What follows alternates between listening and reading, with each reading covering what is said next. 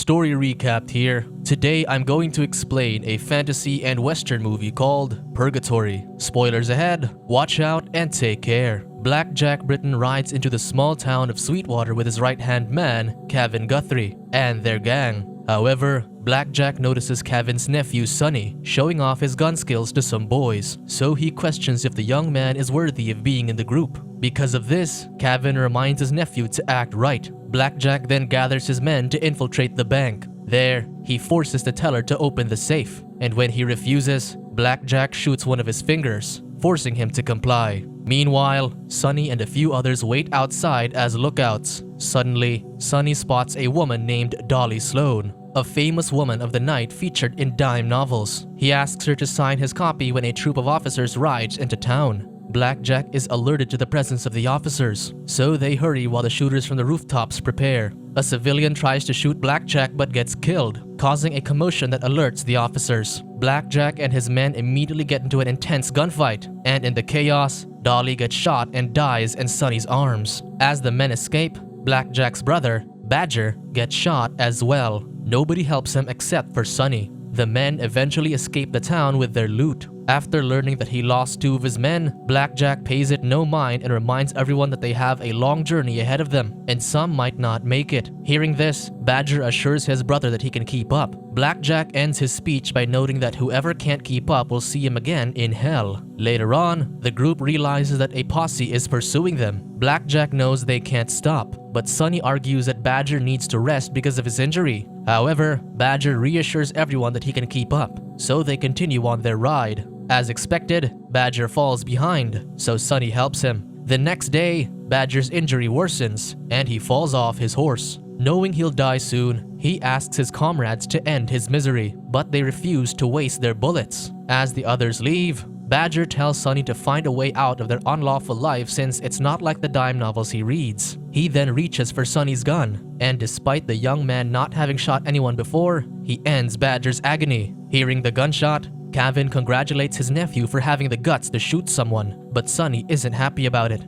Just then, Sonny gets shot in the leg, and the posse shows up from the cliff. Seeing this, Black Jack's men immediately flee, but the posse overruns them, starting a shootout. As they desperately make their escape, the horse carrying their loot gets shot. Black Jack tries to go back for it, but the posse is getting closer, so Kevin tells him it's not worth dying for. After escaping, Black Jack's heart sinks upon seeing his hard work go to waste. Later on, the group wanders through a sandstorm and follows a route that takes them through a tunnel. As they see the light, they're puzzled upon finding a luscious paradise. As they make their way through the strange place, they see a lone Indian near a gate that doesn't seem to cover anything. Later on, they discover a small town. Everyone stares at Black Jack and his men as they enter, but Sheriff Forrest welcomes them to the town of Refuge. Black Jack tells the sheriff that they're drovers, and the Apaches attacked them while they were moving their herd. Hearing this, the sheriff offers them to stable their horses, drinks at the saloon, and beds in their hotel. The men can hardly believe the charity, but don't refuse the offer. Black Jack asks if he can contact his supposed client using their telegraph office, but Forrest tells him that the town is not in contact with the outside world. After that, the sheriff summons Deputy Glenn to lead the men to their quarters, while a woman named Rose leads the wounded to the doctor. Before everyone leaves, the sheriff reminds everyone not to curse while they're in Refuge, except when in the saloon. Later, Sonny and a few wounded men go with Rose to the doctor's office. Sonny asks how long she's lived there,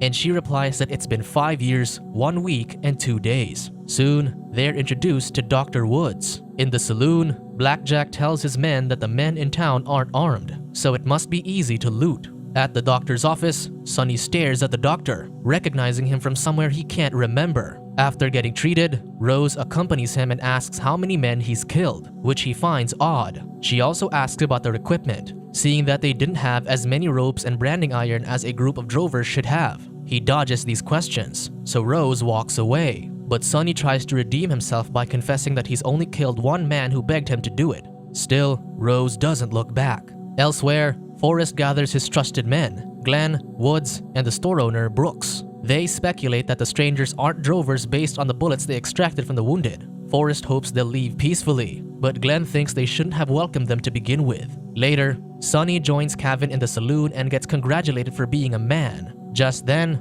Black Jack spots Woods and introduces himself as Jack Smith.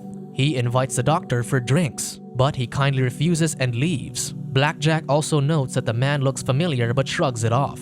Later that night, the bell tolls, and the townsfolk immediately flock to the church, including the saloon owner, who leaves the establishment to Blackjack and his men. The group concludes that the town is full of religious people, so Kevin comments that this job will be easy. Unaware of the plans, Sonny asks what he means, but Kevin just tells him it's none of his business. After the mass, Sonny approaches Rose and explains the man he shot was left to die, excusing his action as an act of mercy. He admits he wants to redeem himself because he likes her, getting Rose's attention. Just then, a drunk Kevin spots the two and berates Sonny for hogging a pretty woman's attention. Because of this, he punches Sonny and begins to corner Rose. Forrest steps in to protect her, but Kevin points a gun at him. Instead, Sonny gets back up and knocks his uncle out. Sonny asks if they'll put Kevin in jail, but Forrest responds that they don't have one. After Forrest takes Rose away, Blackjack approaches and asks what happened, but Sonny says he doesn't know. Forrest approaches Sonny the following day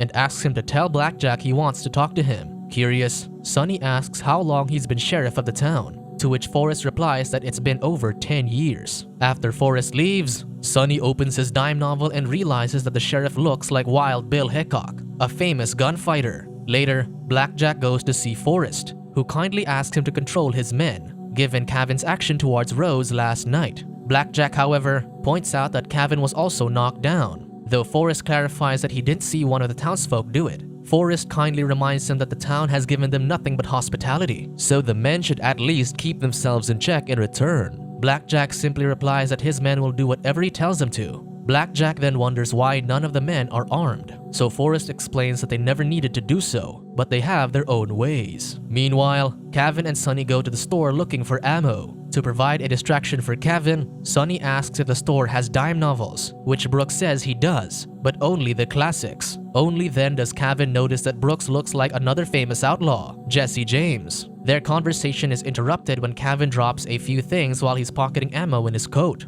Kevin distributes the bullets to their men, but they spot Brooks talking to the sheriff, likely having known that he was stealing. Tired of acting politely, Blackjack tells his men to get their way with the town. Moments later, the men race their horses on the streets and throw knives into the church doors. Seeing this, Forrest asks Blackjack to stop them, but he and his men ignore him. Determined to stop the chaos, Forrest stands before the church doors to block the men from throwing knives at it. Still, the men continue to throw knives until dark clouds gather over them. Before a man could throw another knife, he gets hit by lightning and dies. The rain starts, so everyone disperses. Once everyone is gone, the mysterious gatekeeper takes the fallen man's body and brings it to the gates outside of town. Later that night, Sonny falls asleep outside the church while waiting for Rose. He wakes up when a carriage arrives, and everyone from the church welcomes the new guest, who, to Sonny's surprise, is Dolly. Before leaving, the coachman hands a white rose to Forrest, saying he can come home on Sunday. Stunned,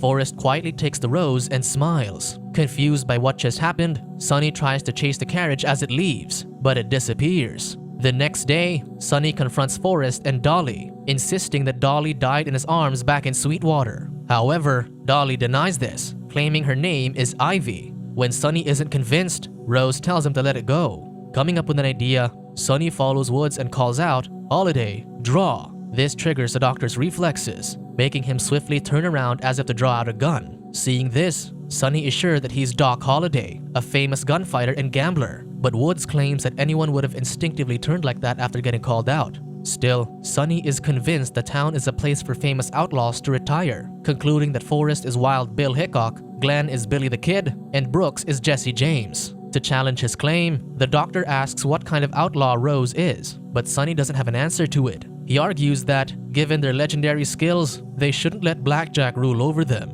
However, he accidentally reveals their leader's true name, catching Wood's attention. Sonny pleads with him not to tell anyone, but the doctor warns the young man to make the right choice before he loses his soul. Later, Sonny goes to the farmer, whom he recognizes as Lefty Slade, another famous outlaw who supposedly died after getting shot in the chest and the left wrist. The farmer claims that his name is Lamb, but Sonny checks his left wrist and sees a bullet scar. This triggers the farmer to reveal himself as the real Lefty Slade. When Sonny recounts one of the stories from the novels, Lefty stresses that the novel writer never even spoke to him. Before Sonny can ask more questions, some of Blackjack's men destroy Lefty's garden. Enraged, Lefty beats one of the men with a shovel, killing him. Realizing what he's done, he yells and cries in regret. The other townsfolk go up to him, seeing what he'd done. Lefty mourns over the last 8 years, regretting his actions. Soon, they see the gatekeeper waiting for him in the distance. With one last look of goodbye to his neighbors, Lefty joins the gatekeeper.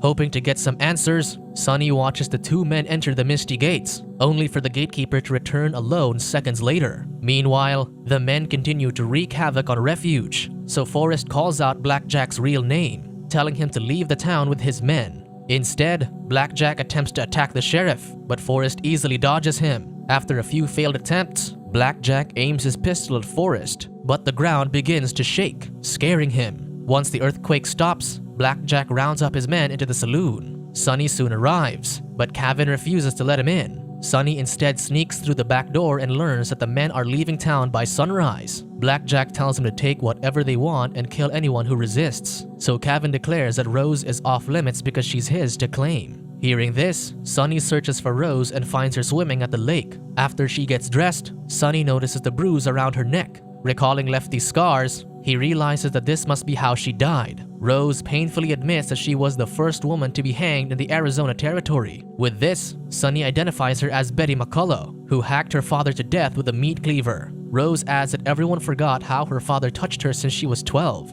Sonny realizes that Refuge is where people like her get a second chance, but Rose clarifies that it's actually their last chance. Sonny offers to stay with her, warning her that the others will destroy the town. Rose isn't afraid of this, since the town has been through worse than dying. Still, she agrees to tell Forrest. Rose mournfully tells Sonny that she wishes they'd met at a different time. Sonny moves close to kiss her, but Rose rejects his advances. That night, Sonny joins the townsfolk at church. There, he learns that Refuge is a form of purgatory, and if they can resist the urges from their past lives for 10 years, they'll be welcomed into heaven. One mistake can doom them for eternity. Forrest has less than 24 hours before entering heaven, so he's been patient with Blackjack and his men. Hearing this, Sonny becomes disappointed that they won't fight. He walks out, but is greeted by blows from Blackjack and Kevin. Everyone listens to him getting beaten outside, but they can't get involved, lest they doom their souls. They merely watch until the two men leave Sonny unconscious. They later take Sonny to be treated in Wood's office. When he wakes up,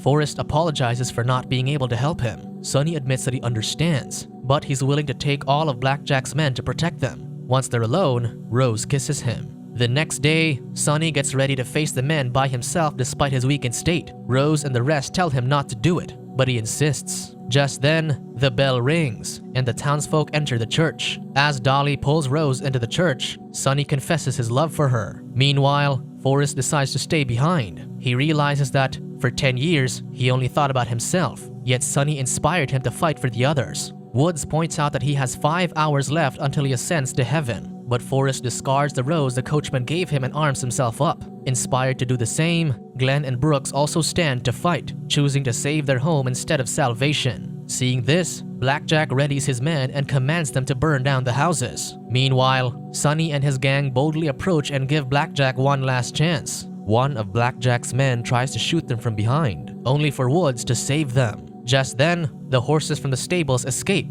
and the gunfight ensues, with the former gunslingers quickly picking off the gang. However, Sonny can't bring himself to shoot his uncle, allowing Kevin to shoot him in the arm. Eventually, Glenn tackles a man off the horse and beats him. He then plays dead on the ground while secretly reloading his pistol to shoot the enemy up close. Soon, they kill most of Blackjack's men, and the place falls quiet. Rose runs out of the church and into Sonny's arms, but Kevin appears and shoots him. Although Sonny manages to shoot him down, he also gets hit in the chest. Confused, Sonny realizes that he feels no pain as if he's not dying. With this, Forrest realizes that Sonny earned his second chance, so he welcomes him to Refuge. Just then, Blackjack appears and calls out Forrest's real name, recognizing his skills. He challenges him to a one-on-one gunfight, but Forrest quickly shoots him. Since he doesn't feel pain, Blackjack smiles, thinking he's one of them now. But Forrest shoots him in the head, refusing to let him join their town. After this, the gatekeeper arrives to take Blackjack and Kevin's bodies. He walks through the misty gates until he reaches a pit filled with fiery lava. There, he dumps their bodies, and they scream in agony as they hit the blazing flames.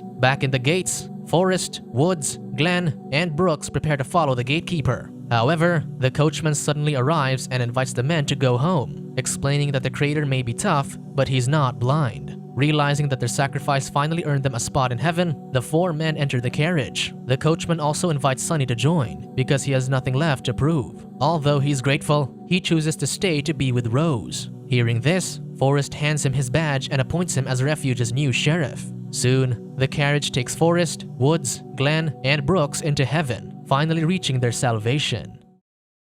Subscribe to watch more videos like this. Turn on notifications. And leave a like, it really helps the channel out. Thank you for watching.